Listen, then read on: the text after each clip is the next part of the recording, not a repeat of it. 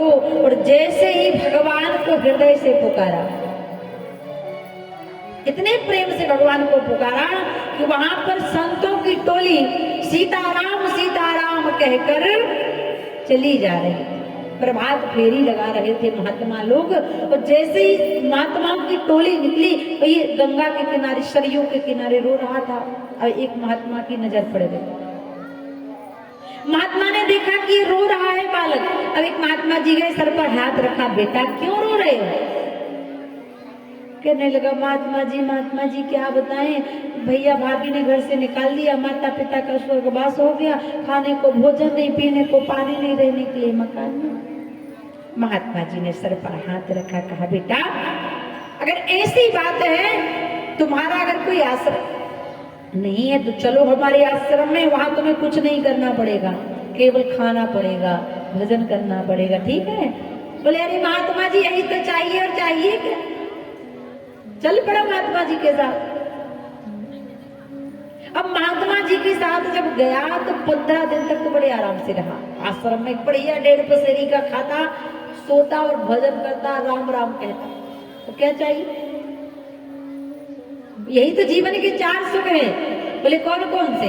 बोले प्रथम ही सुख निरोगी काया, दूसरा सुख घर में हो माया, और तीसरा सुख सुत आज्ञाकारी, और चौथा घर में पति व्रता नारी। ये जीवन के 4 सुख हैं। अगर आपकी पत्नी धर्मज्ञ है तो ये सबसे बड़ा सुख है। अगर आपका शरीर निरोगी है तो ये सबसे बड़ा सुख है। बेटा है अगर आज्ञाकारी है तो वो सबसे बड़ा सुख है।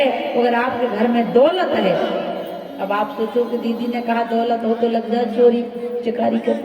नहीं, दौलत कितनी हो, साईं इतना दीजिए जामे कुटुंब समाए, मैं भी भूखा ना रहूं, साधु भी भूखा ना जाए। इतनी दौलत है। आज महात्मा जी ने देखा कि 15 दिन हो गया, 4 सुख मिल गई, उसको बढ़िया भाव से रहता है, खाया पिया। लेकिन 15वें दिन देखा, कुटिया में जाकर, रसोई घर में, भंडार में जाकर देखा कि वहां पर कुछ भोजन ही नहीं था। अब जब एक भी भोजन नहीं देखा, रसोई घर को एकदम खाली देखा तो रोने लगा। कहने लगा महात्मा जी आज भोजन क्यों नहीं बना? महात्मा जी आए, महात्मा जी ने कहा बेटा आज भोजन नहीं बनेगा क्योंकि आज एकादशी है, और एकादशी को सारे महात्मा उपवास रहे हुए हैं, सारे महात्मा व्रत करे हैं, कछु ना खावे। अरे राम राम राम राम बोला तो बोल पड़ा, रे महात्मा जी अगर आज मैं व्रत रह गया, आज मैं उपवास रह गया, आज अगर मुझे भोजन नहीं मिला, आप कहते हो आज एकादशी है, तो हे महात्मा जी मैं कल की द्वादशी नहीं देख पाऊंगा। महात्मा जी ने कहा राम राम राम, ये तो खाने का बड़ा शौकीन है, कहीं सचमुच ऊपर ना चला जाए भूख के मारे। अच्छा महात्मा को दया आ गई, क्योंकि सच्चा महात्मा वही है जिसके हृदय में क्रोध नाम मात्र ना हो।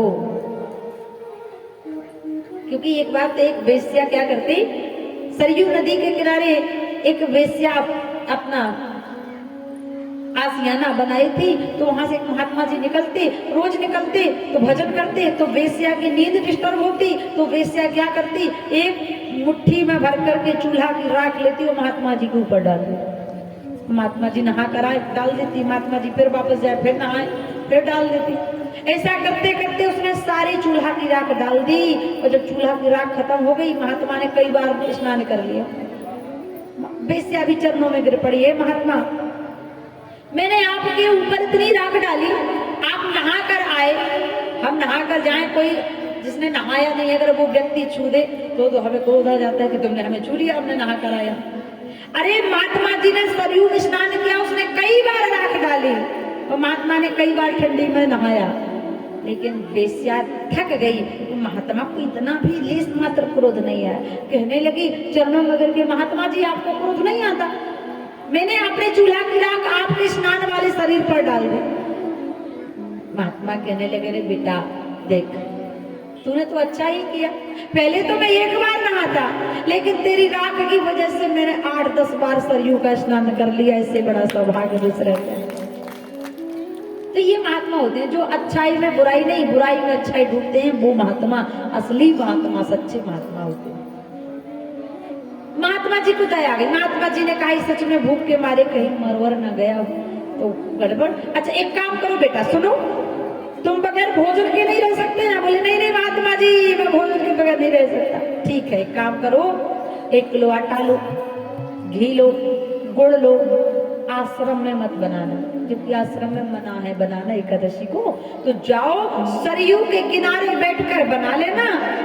लेकिन सुनो बेटा, खाने के पहले ठाकुर जी को भोग जरूर लगाओ। अब वो इतना भोला है, इतना भोला है।